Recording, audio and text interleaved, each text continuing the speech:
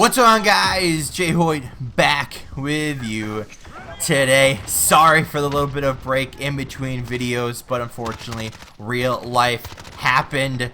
But we're back with a Call of Duty video. We're on Shoot House playing some Hardpoint, and we don't really go off in this one, but it's still a pretty good gameplay nonetheless. But in case you guys didn't watch, it is Tuesday for me now, which means the CDL London homestand just happened this past weekend, and we do have a new winner, a new king of the throne, if you want to call it that, which we'll get into a little bit more later. But this event was really interesting. Obviously, London, always one of the best crowds in esports.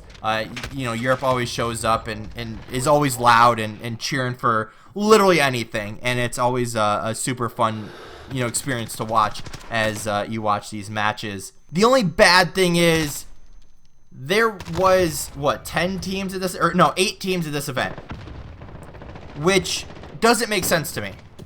You know, if you're gonna have a pro league, you probably want all of your teams there. Am I right or am I wrong? Because out of those 8 teams, there's 4 teams missing for basically no reason, and overall it just didn't make sense. So in this event, you're missing Atlanta FaZe, the Minnesota Roker, Optic Gaming Los Angeles, and the Florida Mutineers. So you're missing those 4 teams. Now, you could say whatever you want about those 4 teams. Atlanta FaZe being arguably in that top tier arguably a number 1 team in the game right now, and for whatever reason they're not at this event, which this whole event thing just doesn't make sense to me. Maybe there's gonna be improvements, maybe it's gonna be a different format next year, but we're still in the middle of this year, so having 8 teams at an event just doesn't make sense. But in this one, we're gonna have, you know, a fantastic array of matches as they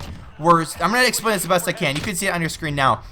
The first Group A, I guess I'll call it, was the Dallas Empire versus the Seattle Surge in the first round. The Dallas Empire come away with the 3-0.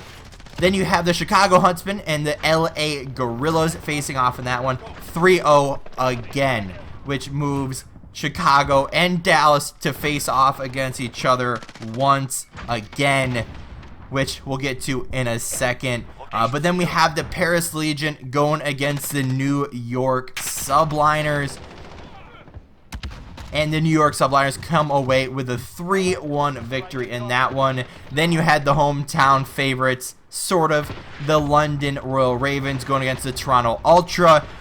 London gets the 3-1 fashion. I know that was a pretty hyped up match, moving them on to the second round.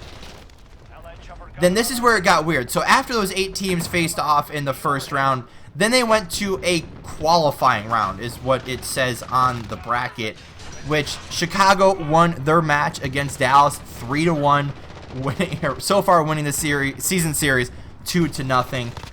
Then that moves Dallas down to the losers bracket, which is weird in the whole sense of that. So then they go against the Seattle Surge once again, and they once again get that victory, 3-1, moving Chicago on to the playoffs, I guess, bracket, if you want to put it that way. Like I said, it's super confusing, but if you look at the bracket, you can kind of get what I'm talking about.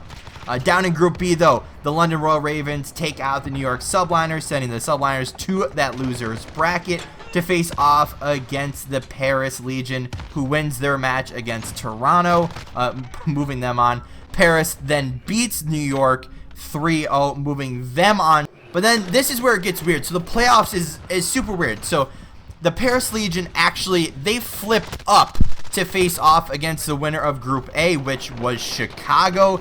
They actually went to a really strange series, Game 5 fashion. Chicago comes away with the Game 5 victory. Then the Dallas Empire flipped down in place of Paris, where they go to a Game 5 as well. Dallas wins that one, setting up for another rematch of the Chicago Huntsmen and the Dallas Empire. But this one not nearly as close as any other series. In this one, Chicago walks away with the 3-0 fashion. which leads us into, I guess, our post, event recap of what happens after that event, right? There's standings, but then there's some teams that weren't there, so where do you place some power rankings? So I guess this is where we can talk about the whole system that they're implementing. So I like the idea of the homestands. Obviously, I wish it was still the way it was, but in this case, we'll stick with this 12-team setup for now until probably expansions teams come later in the future. But in order to have an actual pro league, you have to have, if your league is 12 teams, you have to have all 12 of those teams there so they can compete on a week, I guess it's bi-weekly, a bi-weekly basis, and you can have all of the teams facing off against each other at the same time, especially with 12 teams, right? We're not talking about 32 teams like, the major sports, right? The baseballs, the basketballs, all of those teams. We're talking about the CDL right now with 12 teams. So in this case, Chicago came away with the victory. But people are also saying, which I'm going to go more into in a full video, but they're kind of talking about, should these homestands be considered as tournament wins? Because you obviously know, like Crim 6, Karma, Scump, those likes of those guys all have like 20 or 30 tournament winnings, or tournament, wins under their belt. So, the big question was, what should these homestands be a count on those numbers? And there's been a big debate back and forth on whether it should be or shouldn't be. And the problem with it right now is that all 12 teams weren't at this event. So that's the biggest problem. Second of all, you didn't have a actual like full-on bracket. So it's really hard to place a winner on this event, because you could have been placed in a weird group and all of a sudden you're just in a weird spot and whatever. So usually you'd be able to come back from that. But in an old tournament from before, you still had that whole losers bracket where you could come through that, you could win your way through it, and all of a sudden get to the grand finals, win 2 best-of-5s, and win the tournament.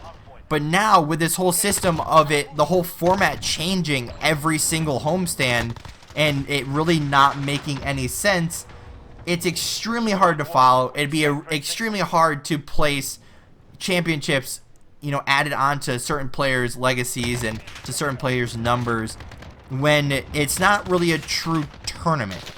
Now, if we're going to take every weekend and bring all 12 teams there and then have everyone face off in a system that actually makes sense and is fair, then maybe you can make the argument that you could start counting championships towards that. But until you have all 12 teams there, until you have an actual tournament style pro league almost, then you can't really count them as championships, in my opinion. Maybe I'm wrong. Maybe there's a better way. I don't really know. But now we're going to talk about post-London now. So now we go to Atlanta. Atlanta FaZe is going to be the next host weekend after they just missed this past weekend. So they've been home scrimming, all the other teams. But post, I guess, CDL points is on your screen now as Chicago stands in the lead by a significant margin of 30. They then top the Paris Legion, who are in second. The Dallas Empire jumped from like number 8 to number 3 all in one weekend. They are tied for third along with the London Royal Ravens. Atlanta FaZe, remember, wasn't at that last event, so they sit top 5 right now. But if they come out with a decent showing at their homestand, then they could easily be back up in that second spot behind Chicago. But they are tied with the Minnesota Roker for 5th.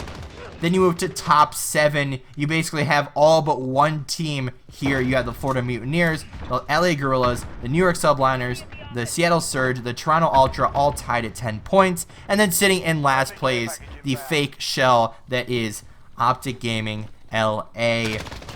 And, even with these post-CDL London points, I still put Atlanta FaZe up there in the top 2.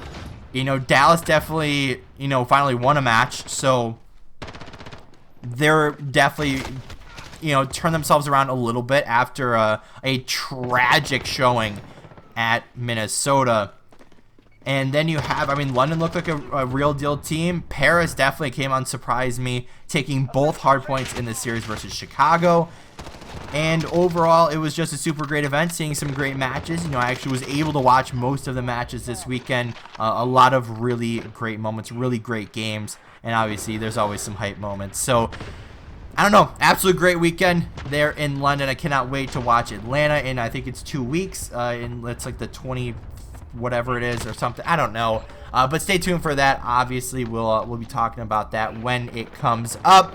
But for now, guys, I'm going to wrap this one up here. If you did enjoy, hit the like button down below. If you haven't already, hit the subscribe button. And as always, guys, we'll see you next time.